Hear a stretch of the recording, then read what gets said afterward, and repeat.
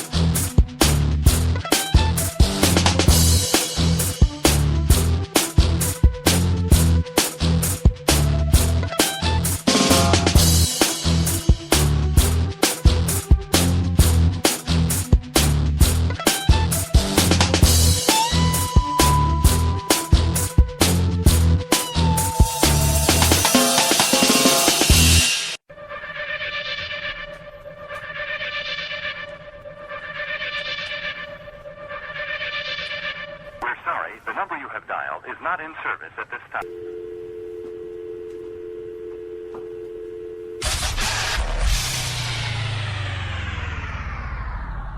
Welcome to the Red Pill Show.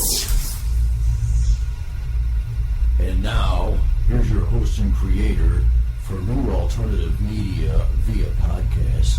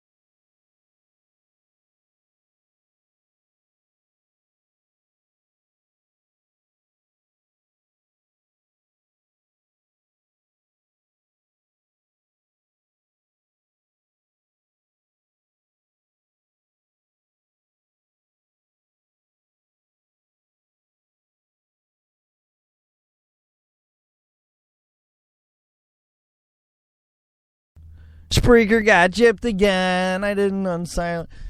Damn, I didn't.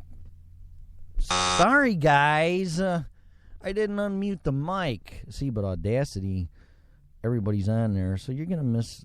Well, you didn't miss much.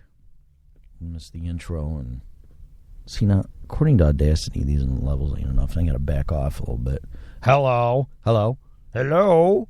Hello, check one. Check one. Oh, check. La la la la la la la la. Yeah, that sounds all right.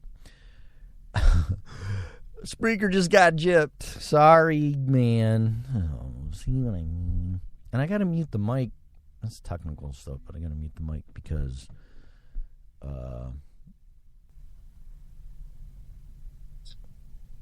then it echoes back for some reason when I'm playing my music. And then I forget to turn it on. So my deepest apologies. You really didn't miss anything. So, except a lot of dead air. Except, no, you didn't. Yeah, no, you heard the intro. You didn't hear me.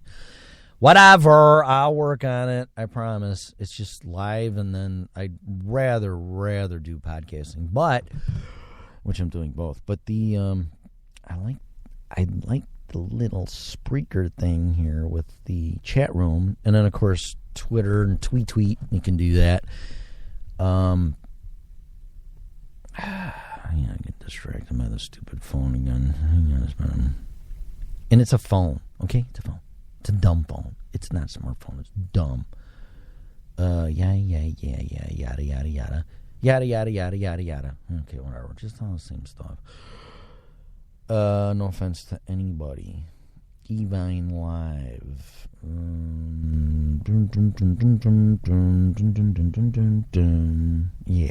Yeah, I bought...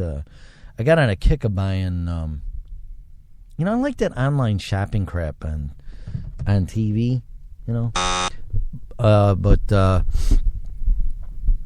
Evine was like channel 73 or something like that, 70-something on DirecTV, and they were doing Invicta watches.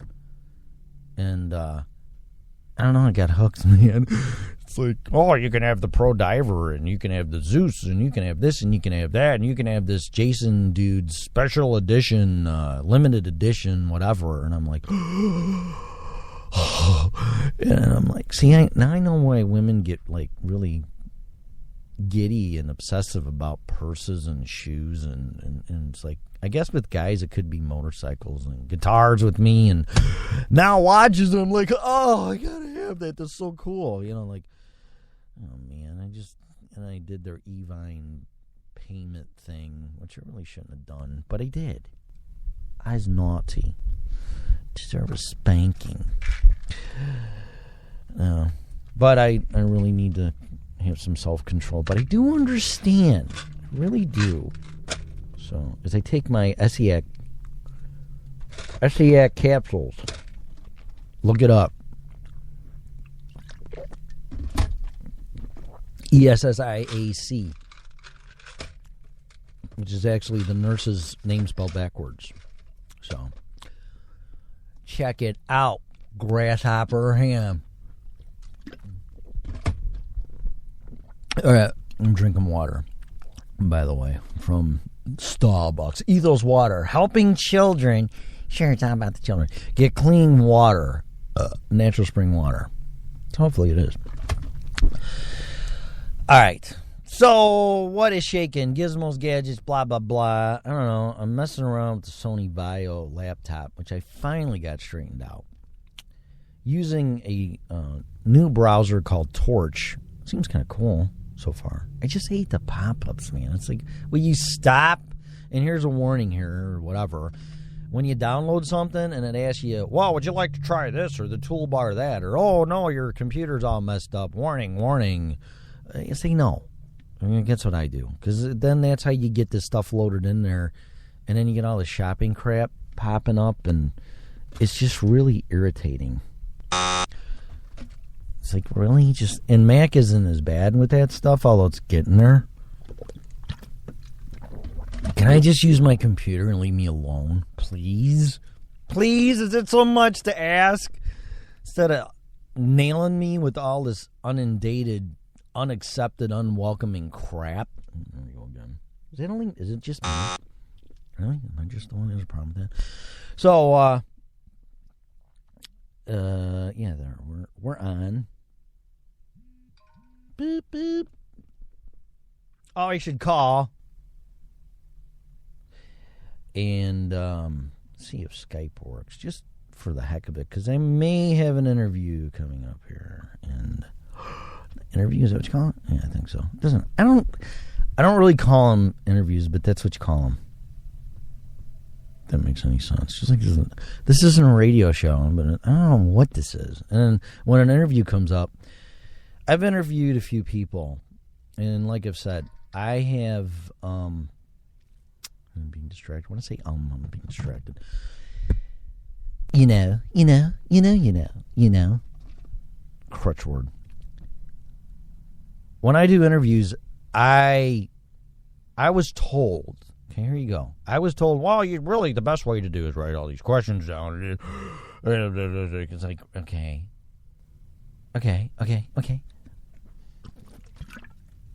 So I did, like 50 of them, and I interviewed Franklin Sanders from goldprice.org.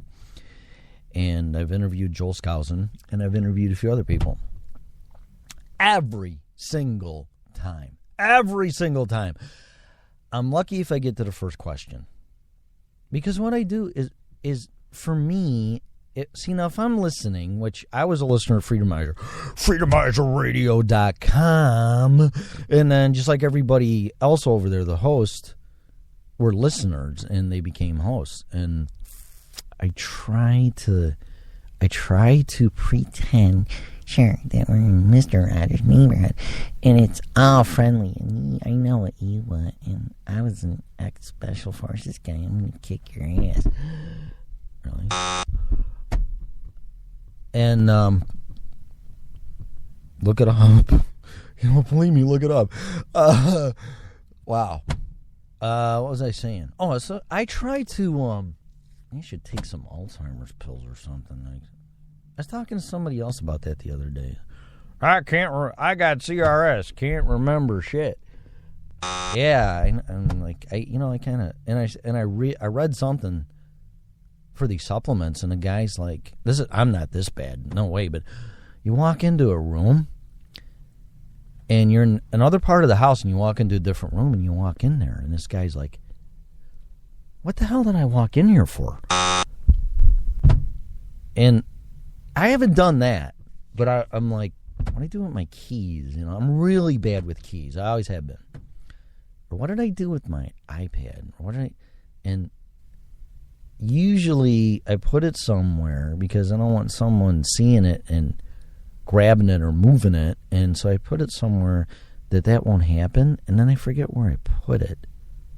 I'm like, it's really weird. But I structure the show.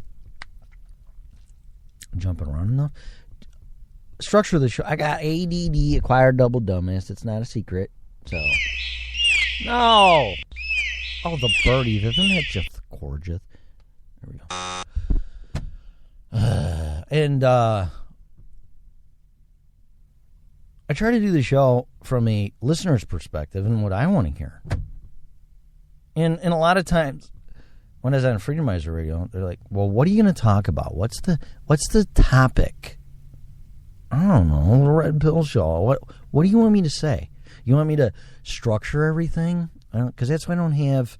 I write what the show's about after I do it, not before. Unless, of course, I'm going to have a guest or whatever, then I'll throw that up there. But as far as, I'll go through the news, and it's like, why?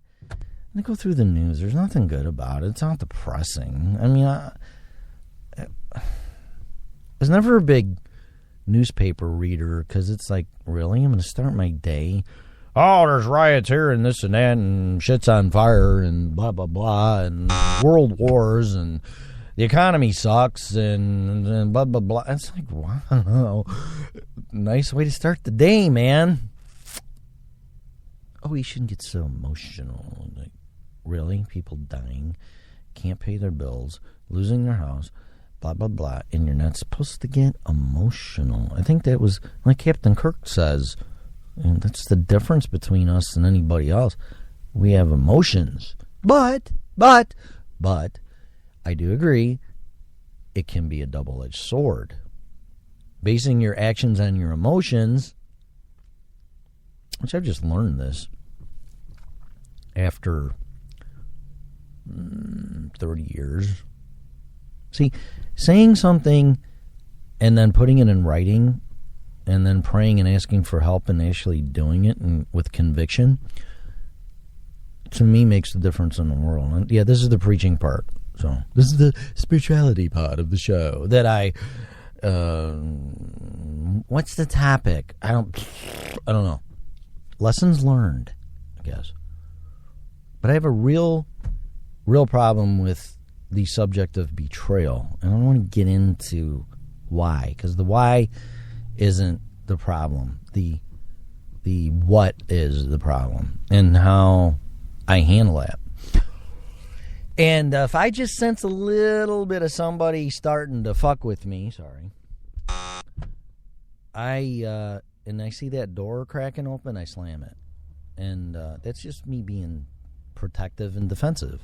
And I do it, and I shouldn't do it, but I do. Because as cliche as it sounds, that's life. I'm going to be betrayed. You are. And I had somebody tell me that without getting in years ago, and I'm like, man, you're really messed up. But his problem was he would betray people before they did it to them, me included. And I'm like, that's not right either. But to throw up your defenses and, well, I'm not going to let that person get close to me ever because I got screwed and betrayed, and it's going to happen anyway. And throw those defenses up and then push them away before they even get a chance isn't right either. And I just learned that, and between my wife and somebody else, I'm not going to mention, it really finally sunk in. Because I say that to people, it's like, well, you're not trusting our company or me, and you're throwing all this stuff out. And then I get defensive, and I go, we're not just another service company. You're not dealing with just some other asshole, okay? So if I don't want them to do that, then why should I do that? And I am. Guilty as charged. I'm doing it. And I can't do that. I mean, the biggest example of betrayal is what happened to Jesus and his disciples. And according to the Bible and AD and everything else, he didn't block them off or throw them under the bus. He actually forgave them and moved on and still instructed them what to do. And I mean, that AD series is awesome. And I think that was part of it too. It's like, well, if he can forgive people for killing them and betraying them, then why can't I? You know, don't get me wrong, this world really sucks right now. But do you rise above, or do you go to their level? And it's not a judgmental thing. It's doing what you need to be at peace with yourself, God and Jesus, and doing the right thing, I guess. That's how I'm going to look at it. So I gave my word that I'm not going to do that anymore. But I really, really throw out my defenses when I think someone's messing with me, my family, my friends, and my kids and my varmints. And like, what do you mean? I mean, just here, moms, look, tell me this isn't true, Mom. Somebody starts messing with your kids. You want to see a David and Goliath story and the claws come out. Mess with somebody's kids and see what mom does. And that's what I'm talking about. And I admire that. I do. It shows that you care about your kids and you're going to defend them regardless of the consequences. And I think that's awesome. But see, that's a mom protecting its young and its kids. That's almost natural instinct. And if you don't have that, I'd be like, why not? And same thing with dads. Dads are supposed to protect their wife and their kids. And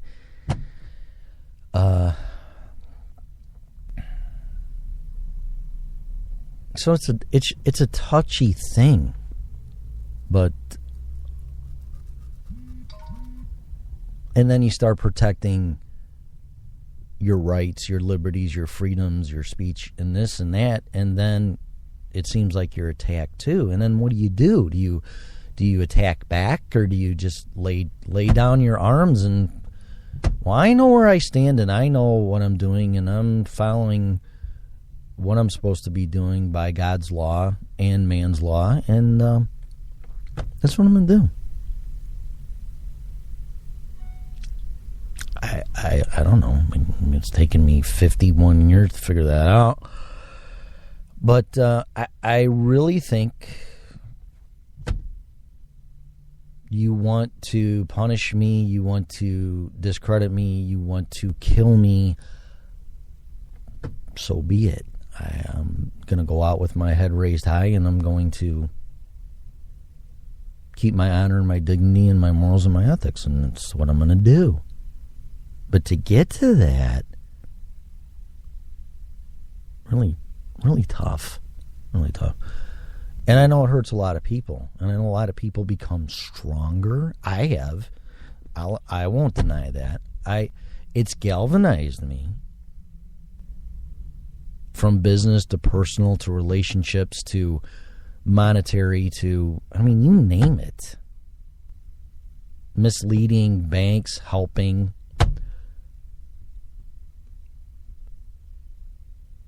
And it just brought me to a level that, you know, I lowered myself to name calling and this and that. No threats or anything, but that's not right either. You're going to do what you're going to do. It's on you. You better be prepared to live with it. And that came to me too last night, watching AD, when that couple said to Peter, we're giving everything that we have to God. And they didn't. And Peter had a vision. And I wanted to talk about that too. So if you have visions, because it's supposedly not a good thing, depending on where they're coming from, obviously, but is it that bad? I don't know. But they were, according to the movie or whatever, they were killed because they dishonored and conspired against God because they didn't do what they said they did. So, which is a little extreme, but I don't know. That's what I saw. So, I don't know. But I guess the point of it is that if you say you're going to do something, especially making a deal with God or saying that, you better keep it. So that's probably what I got on it. But I've tried to, that's a sermon part of the show, but I tried to do the show where I'm listening to it. And sometimes I'm like, yeah. And sometimes I'm like, wow. But obviously the rant comes out and the passions, and then a little bit of anger, but a little concern because it's frustration, because it's like, don't you get it, man? Really? I'm just gonna draw you a picture. Like it's really that simple, but we complicate it, and I do too. I'm guilty of that too. But as far as the defensiveness and all of that coming up, I really think I'm done with it. I'll just say my side of it. I won't stoop to the level of name calling or outcasting people, or that's not for me. That's not my judgment call. So, but back to the stupid show, I try to do it where, from a listener's perspective. Now, when I do interviews, I'm different, I think. Of course, that's my perspective. I might get the first question fired off and be like, okay. And then I'm more into what they think and where they're at and what's going on, and not having, number one, softball questions, or number two, things that lead into other things to a road that they don't want to go down, because if they start sensing that, then they're backing off. So I don't even do that. I'm not going anywhere other than what's going on, what's happening, what are you thinking, what do you see, how did you do this, where are we headed, where are you headed? And then, man, it's just like I've had interviews that, okay, well, I only have a half hour. And they go on for hour, 2 hours. I don't care. That's fine. Because once they understand that they can trust what I'm doing, and they still censor themselves, being careful what they say, that's it, man. I want to know because I think other people want to know. And it's always set up, well, if you're going to interview me, I need to know the questions in advance. And blah, blah, blah, blah, blah, blah. Okay, I ain't doing that, man. I'm not doing it. And I'm not saying anybody's telling me to do that. I'm not doing it. I'm just going to say, welcome to the original Rut Bill Show. Today we're talking to blah, blah, blah, and Bert and Ernie and from Sesame Street, and they're going to see what's shaking, man. So, and I might start, hey, I hear you two have a relationship, wink, wink, whatever. It's just, what's going on? From your opinions and your perspective, not, well, Sesame Street's been on for 50 years, but it hasn't really? Probably has. Blah, blah, blah. And really, how is it working over there, that network? And I don't want to know all that crap. Just like when Robert Downey Jr. sat down, I encourage you to watch that because he just got up, and he has enough intuitiveness to know, because I'm sure he's getting interviewed. I just saw he's on Howard Stern, and I think he was on. I mean, because the movie's coming out here, and he sat down with this guy, and this guy, hemming and hawing and trying to set him up, and then starts asking him personal questions, and he's like, and he knew it, and he's like, "Are we done?" And looked at his people, and they must have shook their head, and he left. It's not a psychiatric, personal, what you did in your past and why you are and everything else. That's for a book or for personal things, or if you want to make it public, then write a book about it to help people. But don't...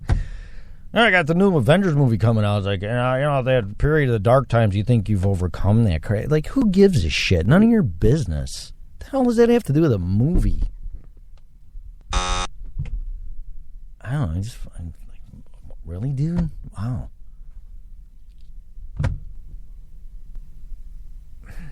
So, I have more respect for him now than ever because he's not going to play that game, and he shouldn't. So, and I'm not even into journalism, and I have no idea what I'm talking about. But what I do know is I won't say questions like that because it's like none of your business. You want to talk about the movie? You want to talk about this? You want to talk about that? You want to talk about how I got here, and so people can learn, but don't drag me through the mud and all of the mistakes that I made 30 years ago and remind me of them. I know what I did, and it's between me and God. And people that want to forgive me, can we just move on, please? Do you know the recovery rate is less than 1% in people that are addicted to drugs and alcohol? Do you know that? 1%. Do you know going through that is going to hell and back? Are you a victim of children of an alcoholic parent? Throw that in there too. And I'm not saying, let's say I'm being interviewed now, and that comes up. It's like, you know what? If people, I'd be a little bit nicer, but I'd be like, not that nobody wasn't nice. Don't say that. I just say, that's another subject for another time. And if people need that help, I really encourage, Children of Alcoholics Anonymous and CA or NA, and they need to go deal with that because it's very personal. That's why they call it anonymous. Because you don't want it coming back at you and people saying shit about you. So, yeah, I don't, and I'm probably starting to talk like I'm on Quaaludes again. But I do see these people on drugs, man, and it breaks my heart. Stop. You don't need that stuff, man. Just don't. And I know life can be challenging and life can really deal you a bad hand and you can't trust people. And the reason why people do drugs, and people don't understand this, all right? So here you go. This is it in a nutshell. Because I don't understand this. People eat food because it tastes good. Well, yeah, I know that. I mean, I'm not going to eat carrots and peas and stuff tastes like shit to me. I won't eat it. But, of course, I'd rather eat something that tastes good. But I'm sitting here and I'm like, you know what? I could really, well, besides maybe chocolate ice cream and pizza. But I'm not sitting here like jonesing on, I can't wait. It's almost lunchtime so I can buy that big fat burger and have a nice piece of cheesecake afterward. Because a lot of people eat to feel better. And I don't understand that. I don't understand that. Food makes you feel better.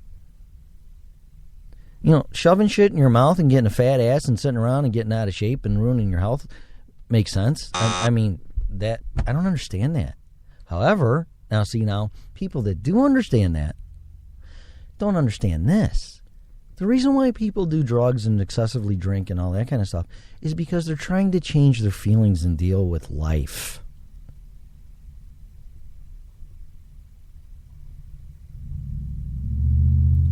And it doesn't work.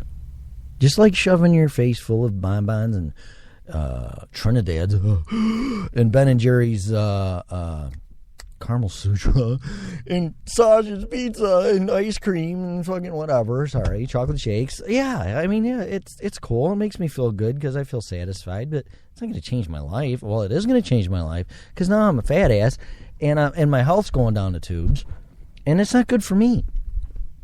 But I understand that. It's a really delayed buzzer. But I understand that thinking because the thinking's the same. I'm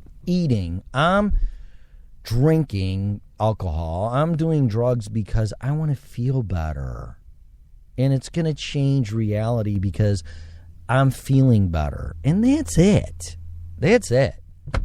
And when you realize that isn't going to do it, which is so hard. It's so hard. So that's like it's less than 1%. That's why when I see The Biggest Loser and all that, and all those people on there, and the people that have gotten down to where they should be, and they understand the thinking of it and the emotions of it, and they go, you know what, I'm not doing this anymore. And make a conscious, willful decision not to do it. Because it's insanity. The definition of insanity is repeating the same thing and expecting different results. You're gonna get different results. Eating, you're gonna turn into an overweight person, unhealthy person. You're gonna feel horrible about yourself. Your self-esteem is gonna go down. And the same thing doing drugs and drinking excessive alcohol. Same thing. Your health is gonna go in a shitter. People are gonna be alienated from you, which that's not your friends and family, but I don't want to get into that. You're going to ruin your health. You're going to probably get into trouble. And you're either going to end up dead or in jail or prison or both eventually. It's going to happen. And that's why the recovery rate's less than 1%. And I'm pretty sure that people that are addicted to food and things like that nature, the rate is probably the same. I don't know that.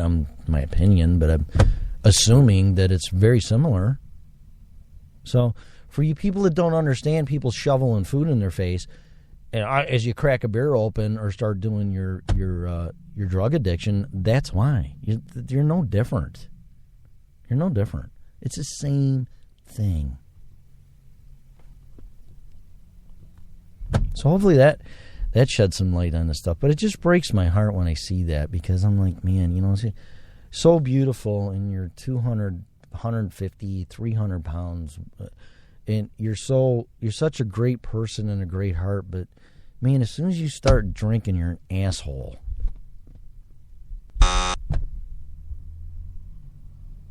And then the kids suffer and the family suffers, and then they think it's them, and then all that damage goes to them, and then they wonder what they did or didn't do, or what's wrong with me. And it's not you, man. Trust me, it's not you. It's not you. Then you try to fix it or whatever, and just rationalize it, and it's all the same stuff. Trust me.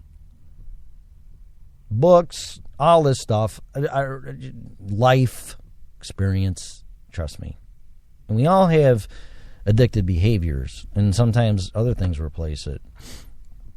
You know, sex, working out, whatever, just attention, whatever, motocross, but everything in moderation. Working, I don't want to have time to do that stuff. I'm just going to work. And then you turn into a workaholic, which is no better. So, oh, wow, is that intense, isn't it? Wow. So, it's all very personal stuff, but it affects society and affects the family. And without the family, we're all done. I'm telling you right now. Without a quote-unquote healthy family, forget it, man. Game over. Game over, dude. And should you get married and have kids? And no, I'm not saying that either. I'm saying if you do, just remember what you're doing. You're a mom, you're a dad, you're setting an example, and you're a role model. No better role model for kids and their parents. Come on. So, forget the sports players and the musicians and all of that. I mean, that's nice.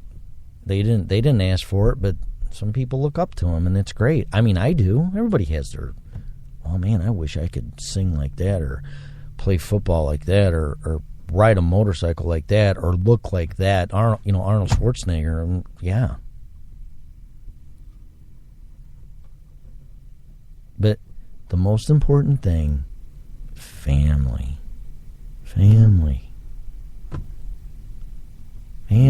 friends, camaraderie, church. Oh, now you're getting into religion. No, spirituality I'm getting into. Difference.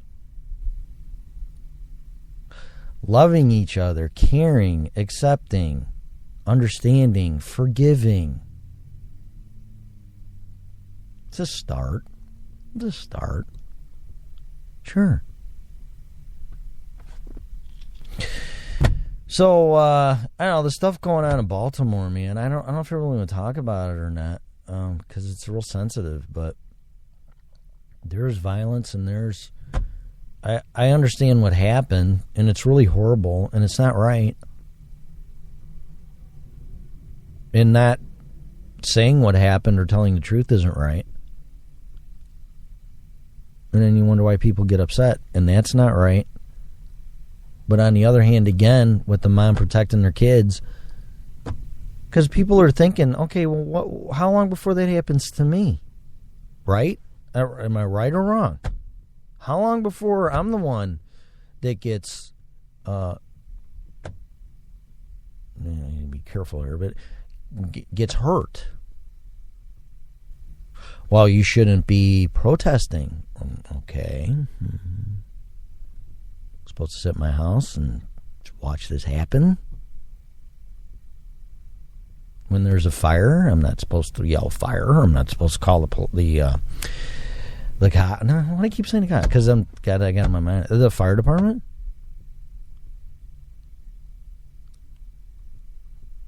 Somebody's snooping around the neighborhood. I'm not supposed to call the sheriff or the cops. Of course I am. Oh, it has nothing to do with me. They're not looking at my house. I don't give a shit. Oops. But the physical violence stuff is not the answer. I'm seeing pictures of cop cars and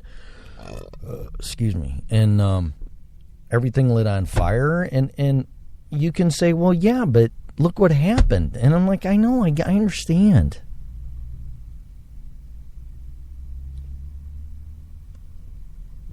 That's why my intro has wake up or die.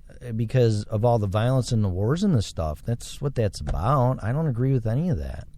I agree with defending this country, watching these borders and watching who's coming in, and protecting this country with my life. That I agree with. But going around and, well, we're spreading democracy and this, and I'm getting into this stuff now, but, this and that and everything else, it's like, really? Is that really what we're doing? I'm not so sure. The Romans did it. They weren't doing that for that reason, although they could say they were. They were a republic. And it really wasn't really what it was about. And then someone like Jesus comes and threatens that. They kill him.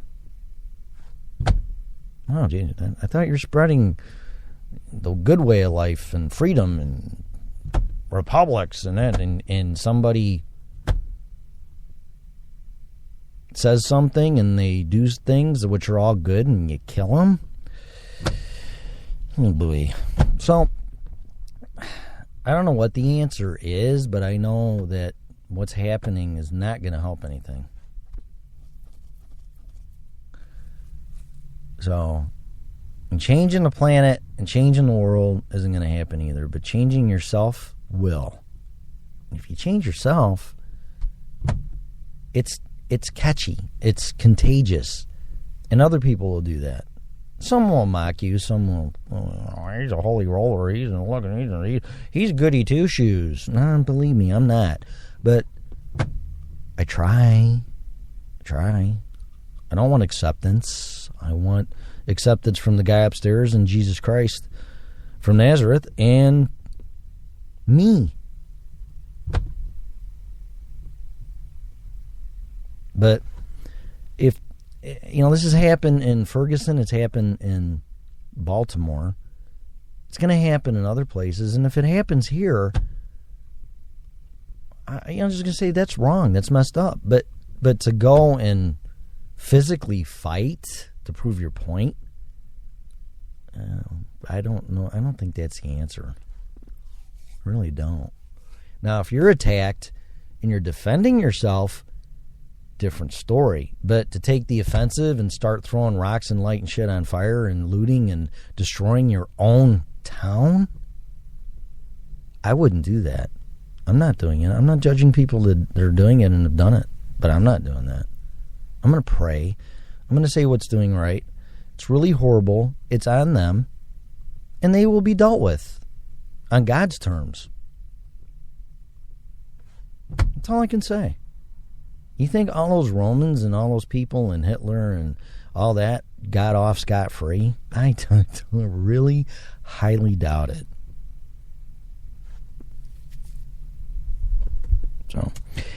So anyway, whatever. So I got it. Wow. Jeez, what am I ranting here about? And how long is it? Because I think I'm done. It's really too intense. It's going 50 minutes, so that's enough. I got to get to work. I got to go work out. I got to do my life. So I'm a responsible slave. So I can pay my bills to the bank. Right? So whatever. It is what it is, right? You got to deal with it, accept it. And you don't have to agree with it. I don't. But I'm learning.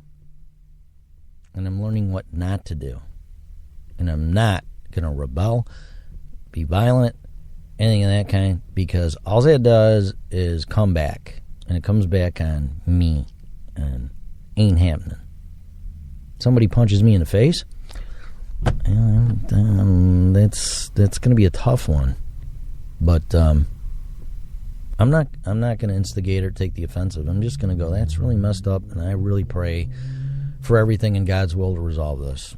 And amazing things happen. So that's what I'm going to do. So anyway, on top of that, work, take care of my customers, play guitar, talk to people, not preach. Try to do the right thing in every instance. Become a better person. And that's me. So there's a scene from Farscape. I think it's Crackers Don't Matter. And Claudia Black is ripping into Rigel. There's just a scene. And she totally rips into him. and says this and says that and says that, really mean stuff, and goes, "That's you." It's like, wow, that's pretty intense. So I think it's the one where they inhale something or something and they all turn into assholes. I can't remember. I mean, I love that show. But, yeah, and I don't want that to be me. I don't want to, number one, I don't want to start telling people what's wrong with them and take their inventory and that. But I want somebody to say, "That's you," but in a good way. Or I can say it about myself, reflecting and self-judging, because that's what I want. So, yeah, I'm going to be a good slave. I'm going to pay my bills. I'm going to pay my interest. That's really ridiculous. Pay off my debt. Not do it again. Not get into debt. I'm never doing that again. Help people when I can and not expect anything, and work out, take care of myself, and watch what I put in my body. And, well, I mean, what else can I do? And that's what I'm going to do. But I've come a long, long way. When I was a kid, I was like that. But life and growing up and influences and stuff didn't quite turn out that way. No, but now it's different. So, anyway, I don't mean to preach. It's a Red Pill Show, different perspective. There's a lot of crap going on right now, and it really concerns me. And people don't stop and let their emotions and their anger and frustrations get the best of them. We're all in big trouble. Big trouble. From the top down to your town. Okay? That's it. So anyway, thank you for listening to me. And I'm going to drag my outro here, and I'm going to go. So, see you next time. Have a great day, and pray. And pray for people in Baltimore. I hope it really works out, because it's escalating, and it's bad. So, and the people in Nepal, can't forget them. Pray for them in recovery and help if you can. And there you go. So, thanks for listening to me, and God bless everybody, and have a great day, please. You have been listening to the original Red Pill